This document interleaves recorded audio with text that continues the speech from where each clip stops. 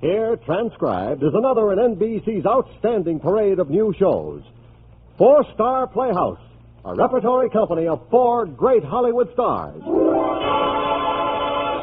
This is Rosalind Russell. This is Fred McMurray. This is Loretta Young. This is Robert Cummings. Yes, these are the stars heard weekly on Four Star Playhouse.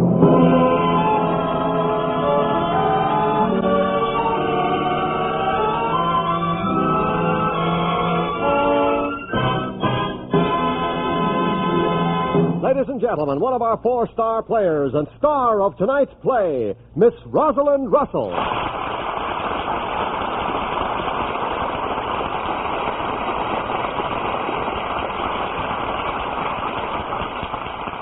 Thank you, and welcome to our playhouse again. Every Sunday evening at this time, Fred McMurray, Loretta Young, Robert Cummings, and I appear in new dramatizations of stories selected from Cosmopolitan magazine. Stories by the world's leading writers of popular fiction. Tonight you'll find me playing the part of Judy Norris, a musical comedy star who finds a cure for the nerves that are part of the price of her success. You'll be relieved to hear that I don't sing. It's our new approach to musicals, no music, except chin music. Good talk, that is, and lots of laughter, we hope. Now here is Robert Carson's taut comedy, Paradise, USA.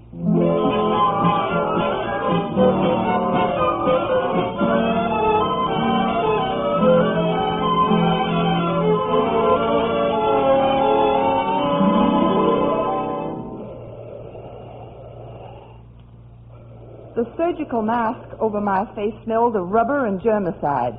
It reminded me of when I had my impacted wisdom tooth removed. Only this was serious. In fact, Dr. Riley was wasting his valuable time on me. I was going to die. The biggest specialist in New York had practically guaranteed that 5 years before. I was a goner. Breathe deeply, Mrs. Earthenworth Norfolk. What? Breathe deeply, Mrs. Earthenworth Norfolk. Oh, I thought you called me Mrs. Earthenworth. Nonsense, Mrs. Earthenworth Norfolk. I'm going to die. Nonsense. You want to bet money? Nonsense. You'll see. Nonsense. You'll see.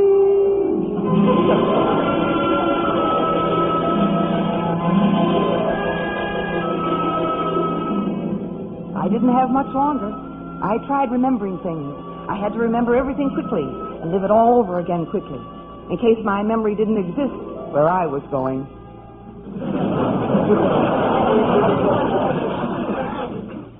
Let's see. It had all started in the spring, of course. There'd been another cocktail party. I was an old-fashioned girl myself. I'd had too many old-fashions. Thinking to myself that I'd probably need 2 sleeping tablets to conk me off that night, I became nastier than usual with everybody. I was munching moodily on $3 worth of caviar when the crew haircut with 6 feet a man underneath it sat down next to me. Hello. And goodbye. Who are you? Both of you, depart. Go away. Both of them. Either you are identical twins or I need glasses. Or have I had too many glasses? I'm just Paul Terrace, and you've had too many glasses. I'm Judy Norris, and make of it what you will. I've heard the name. I invented the electric light. Didn't I hear you sing in Oklahoma? No, I've never been west of the Mississippi. Oh, no, I mean the musical comedy Oklahoma. Only it was Tennessee. You danced a little. You sang a lot, off-key. You go home. No, you sang in a brassy, unusual voice. I liked it. I know. It made you think of your boyhood days in your father's sawmill. But I get $2,000 a week for singing that way. Is that bad? You ought to eat. Let's go someplace. To sober me up, I presume, huh? No, so I can sit and look at you. You're so lovely. Eating? Any old way. Oh, all right. And I may yet invent the electric light. Then I'll be able to see where I'm going. Wholesale.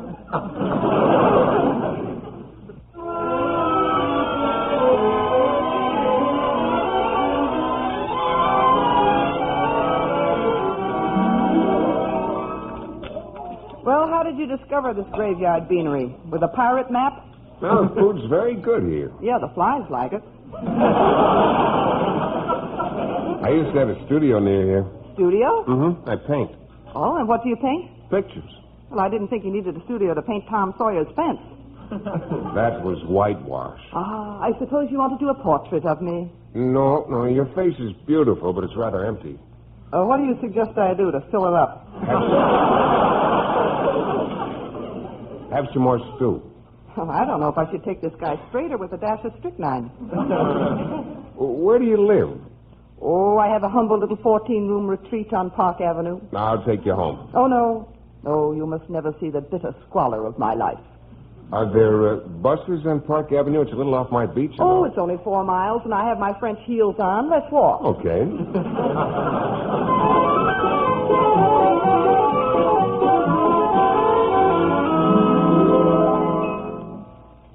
Hey, nice apartment you have here. Not bad for $1,000 a month.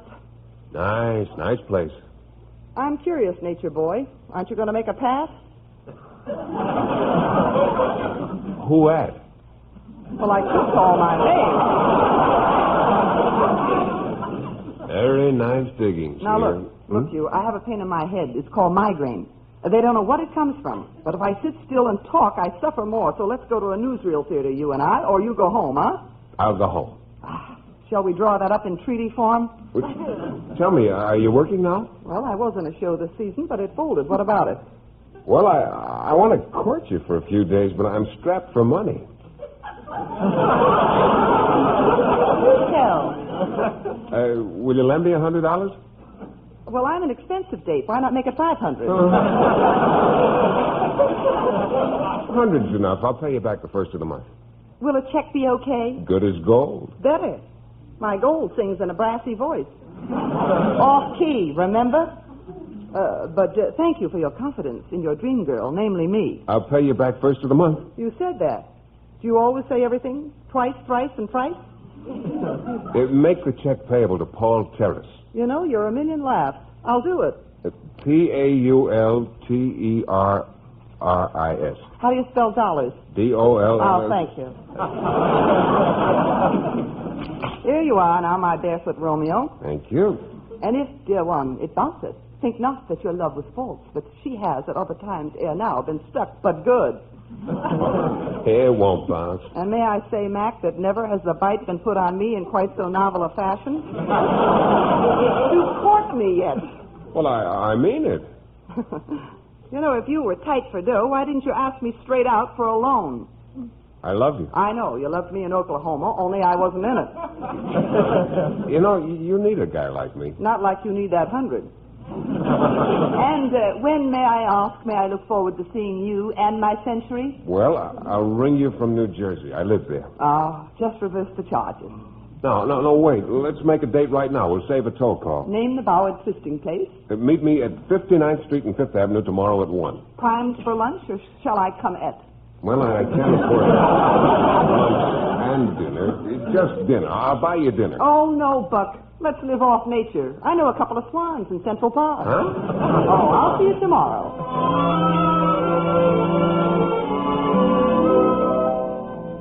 I was puzzled and disturbed. I didn't know how to take this Paul Terrace. His calmness and patience, so unlike my own temperament, confused me. And yet it appealed in a strange way. I went to meet him on Fifth Avenue. Everything around me represented the New York battleground where I'd fought to fame and fortune, never relaxing a minute. But there was Paul Terrace, with his borrowed $100 and seedy air, looking pleased and at peace. He irritated me. We had a rousing time at the Metropolitan Museum of Art. I was footsore and peevish when Paul finally brought me to my apartment door. Won't you come in for a fraction of a second? No, gotta get back to Jersey and get my sleep. Well, you picked the right place for us. I want to tell you I had a very pleasant day today. Well, we must do it again sometime, in 10 years or so. Well, next time we'll go to the Museum of Modern Art. By next time, it won't be so modern anymore. I'll give you a ring. Say, you just don't give up, do you? Well, not with you. Why not? You need me. What for? For what you need. This could go on forever. Just what I want. What? Good night, Judy. Sleep tight. Funny thing. That's just what I did. And without sleeping pills. I reached for the prescription all right, but all at once I realized that my head didn't ache and my hand didn't shake. I put down the bottle of pills and turned out the light, and the Sandman crept into the room and slugged me. Boom. For the first time in years, I slept dreamlessly all night. But in the morning, my agent, Jerry Malone, came in to dangle fame and fortune to me again. Judy, you've got to like this. It means fame and fortune. You mean heartaches and insomnia? Music by Rutgers and Malletberg, dancing by Alistair Ho. You in it. How can it miss? It can't. But if it does, it's my second flop in the same season, and I bruise easily. Now, Judy. No, Jerry. No, Jerry, no, Jerry. Look, what's Mary Martin got that you haven't got? South Pacific and Ethiopinza. Next question. You can't stay away from Broadway too long, kid. Oh, no, I know. No. Say you'll think about it. I'll think about it. Thanks, Judy. Well, I'll get in touch with you at the end of next week. Oh, Jerry. Yeah? If you see a long, sad guy sitting down in the lobby named Paul Terrace, send him up, will you? He solves things for me.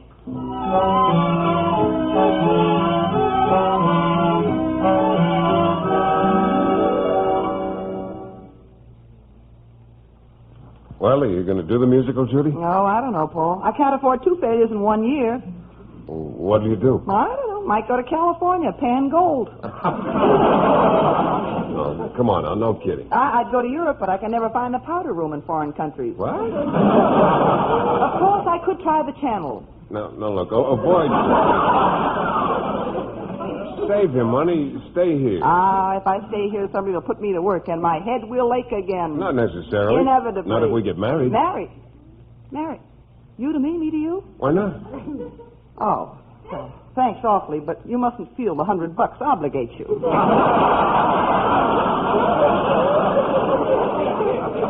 I love you.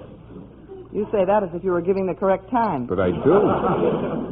You wouldn't like being married to me, Paul. I'm temperamental and mean unless everything goes perfectly. Well, it might go perfectly. Oh, Paul. No. You are nice, and you're a quiet, likable square, and you relax me.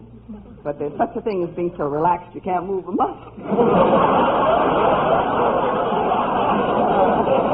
after all, I don't want that either. Okay, let's go to 57th Street. Gee, can we? I always wanted to go to 57th Street. Well, I'm meeting Tad Halloran at an art gallery where some of my pictures are hanging. On the wall or on gallows? You like Tad Halloran? Look, don't you ever answer my question. He's my roommate. He's a sculptor. What's Ted Halloran's name? Of course I answer your questions. What time is it? Let's go. Oh.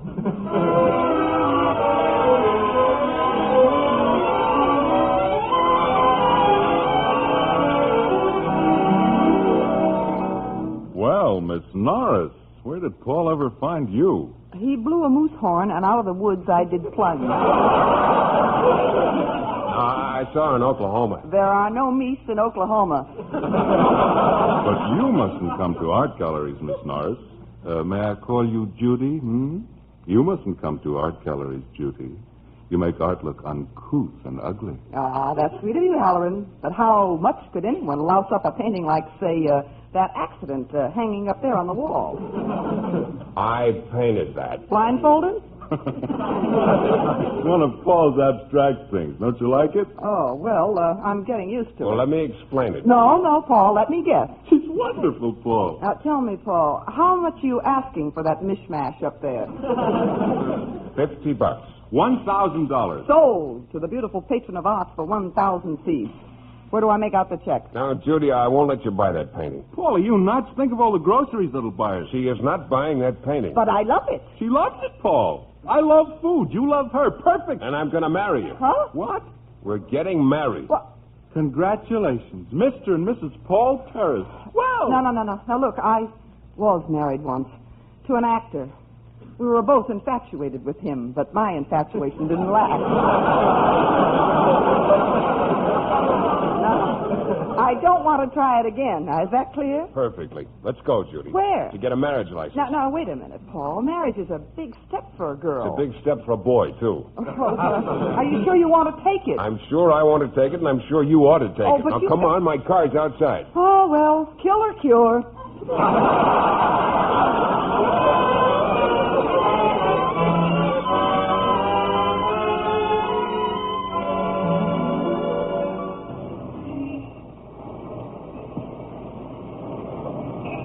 Congratulations, Mr. and Mrs. Paul Terrace. This time for Paul. Thanks, Dad. Now, about our honeymoon, Paul. Oh, yes. You must go on a nice long honeymoon. How about Honolulu? Wonderful. I'd like that. You'd like that. You'd like Bermuda better. No, I've been there. We're going to New Jersey. Oh, Paul. Paul, have you ever been to Niagara Falls? Yes, I have. I haven't. Good, you go there. We are going to Paradise, New Jersey, where I live. Where we live, Paul. We? Well, don't be stuffy, Judy. You're going to love being our wife.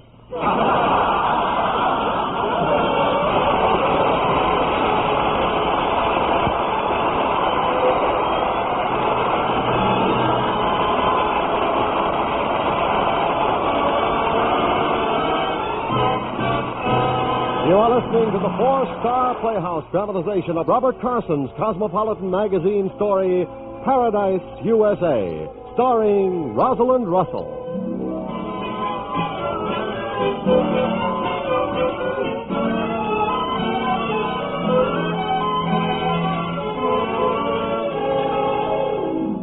We went to live in Paradise, New Jersey.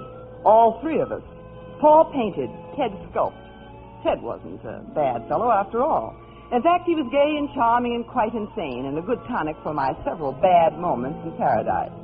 I used to bring him coffee and crackers while he was at work, and we talked at length, sometimes even making sense. Good coffee. Thanks. One of the many rewards of marriage. Well, why not try it yourself? I can't get married. Got to have a girl. Well? I always just seem to miss the boat. Well, don't go by boat. Take the train. You know, I might. Well, I got to finish this head. Ted, how long have you known Paul? I met him right after the war. Is he a good painter? He was a great one once. Well, what happened? Clashed with another painter named Adolf Hitler. The bomber crashed, and he almost lost his right arm. Oh.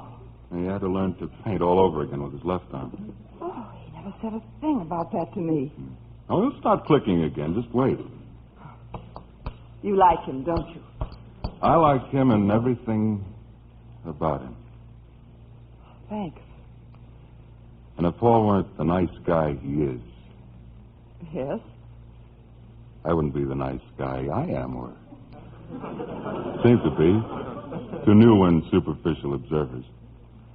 Now beat it, kid. Posterity is waiting for this marble I am hewing. Well, hurry then. Take the train.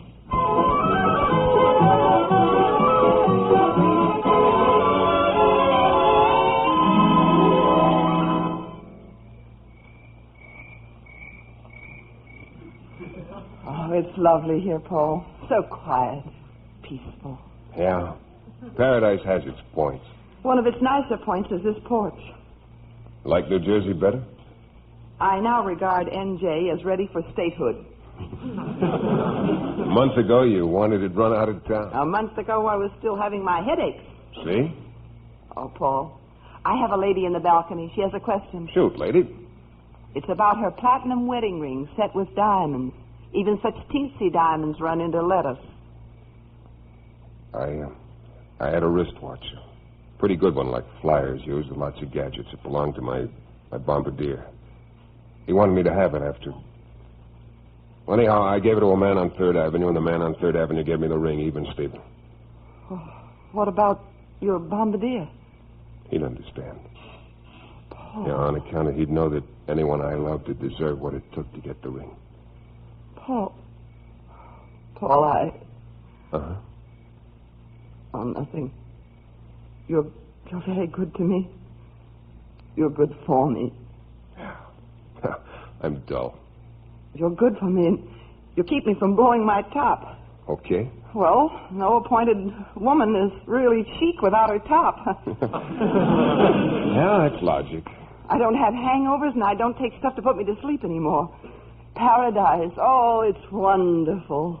Well, don't you miss the excitement of Broadway? The stage, the lights, people creating things? Oh, well, Yeah. Well, that answers my question. I'm not worried. I've got you where I want you. I still owe you that $100.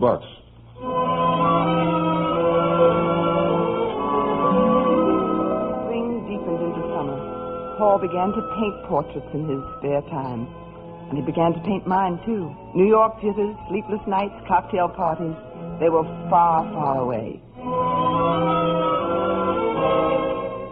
And then one day, the serpent entered paradise.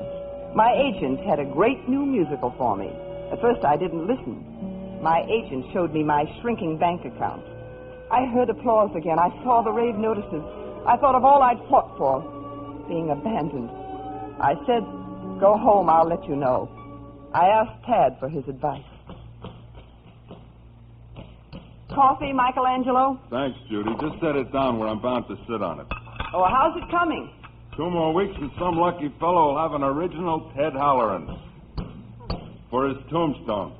Tad, people like us, painters, sculptors, actors, singers, we've got to paint and act and sculpt and sing, haven't we? Tad, haven't we? They've been talking to you.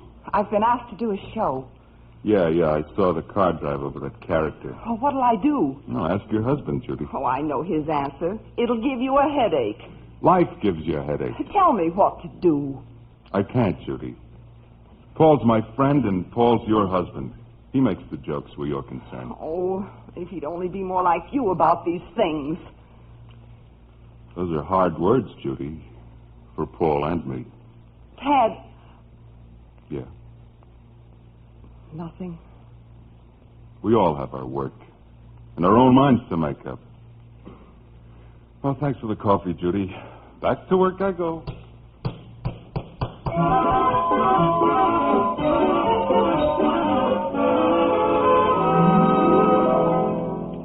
But, Paul, it's sure to be a hit. No, Judy, you'll get headaches again. But if you could work in my New York apartment. No. You could go off and paint in the West Indies. I won't paint in the West Indies when my wife is singing off-key in the West 40s. Off-key? Well, anyhow. Well, what about the bankroll I've got just for singing off-key in the 40s?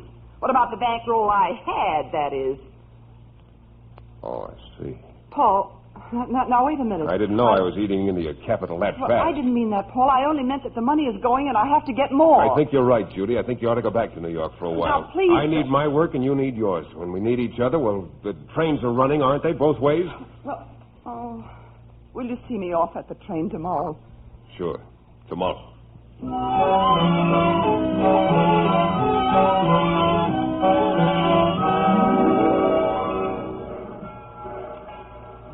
Paul didn't see me off. Paul didn't feel well, he said. Tad saw me off. Just before the train pulled out, he handed me a roll of bills. Paul gave me this to give to you.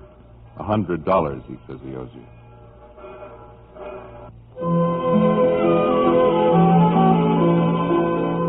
In New York, plans began for the show in September. Then the cocktail parties, the hangovers. I didn't sleep. I had headaches. I hired and fired my maids. I redecorated the apartment. I wasn't feeling any too well. I went to see a doctor. Nothing out of the ordinary at all, Mrs. Harris. Just going to have a baby, that's all. That's all. Oh, sorry to spoil the Cabbage Patch version for you. Doctor, the biggest specialist in New York said I could not have a child, that it would kill me. Perhaps that's what you wanted him to tell you. But he was the biggest specialist in New York. Well, come back in a month and we'll see. That is, if you're still alive, Mrs. Terry.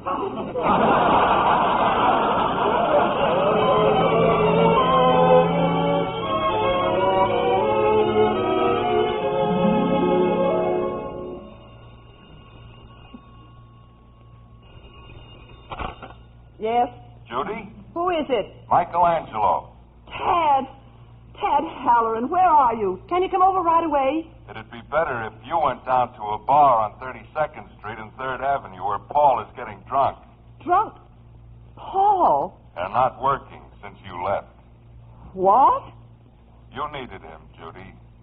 Now he needs you. See to it. 32nd and 3rd. 32nd and 3rd.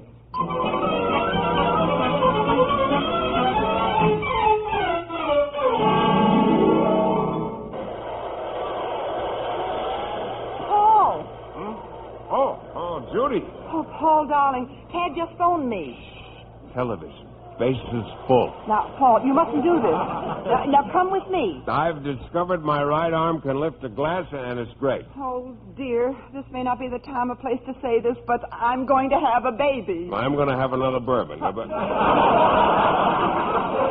Baby? We could go back to my apartment. When? Right now. Right now? You can't have a baby right now. Oh, no, Paul. No. Joe, hot water, towels, plenty of hot water. Paul, you don't understand. Hot bourbon, it's scalpels, towels. Paul, it's not for a long time. The alcohol, vermouth, and 2 olives. The ambulance. Now, get out of here. I don't want my baby to look like a martini. Come on.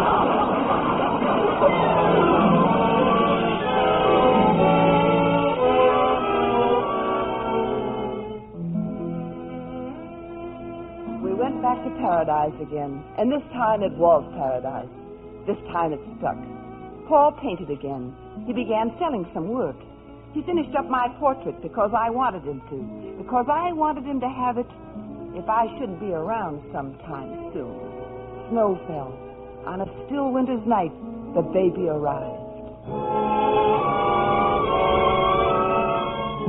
Of course, everything went wrong, just as the big New York specialist said it would. But the doctor let Paul in to talk to me for the very last time on Earth. Only a moment, Mr. Terrace. Oh, thank you, Doctor. Judy. I'm sorry, Paul. Oh, what for? I did love you. You've got to believe that. I know. Keep the picture, Paul. Always keep it. Of course. No, you must forget me. Forget you? Yes. Yes, you must.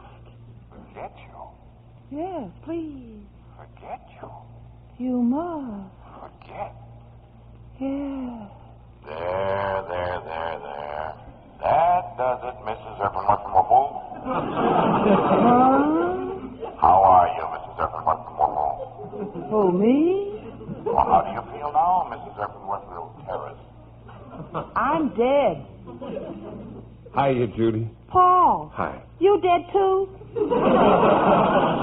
Not very. Oh, I died. It was a lovely scene. Oh, you presented me with a beautiful little girl, and the doctor says you can have 6 more.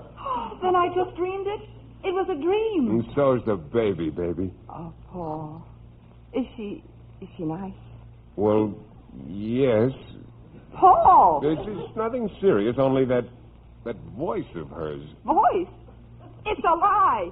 Whoever heard of a newborn baby singing off key? That takes practice.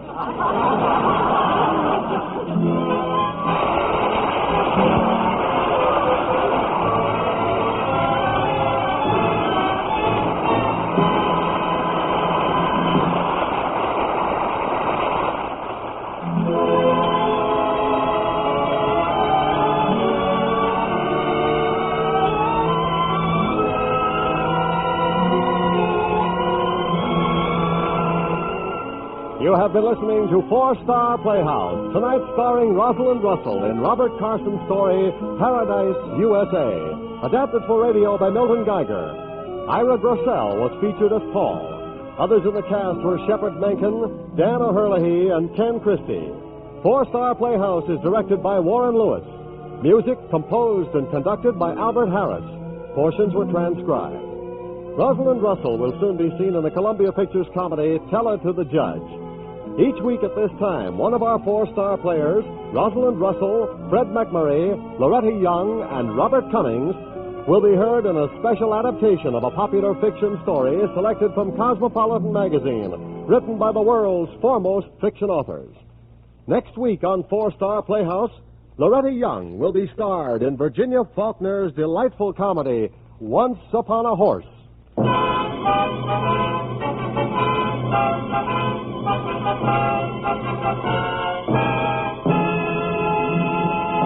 Hey there, don't toss that lighted match out the window. You'll land among the guilty 9. Who are the guilty 9? They're the people who are responsible for the 9 out of 10 forest fires that are caused by carelessness. Help conserve our forests. It's your country. Save it from fire. Don't miss the biggest and funniest radio show of the year. Next Tuesday, NBC is giving a party honoring Fibber McGee and Molly's 15th anniversary on the air. Just listen to the guest list. Bob Hope, Jimmy Durante, Perry Como, Dennis Day, Robert Young, Irene Dunn, the great Gildersleeve, William Bendix, and many other NBC stars. Of course, Fibber McGee and Molly will be along, too. So we repeat, don't miss this full-hour show of shows next Tuesday night, heard on NBC. Now, stay tuned for the premiere of Theater Guild on the Air. This is NBC, the national broadcasting company.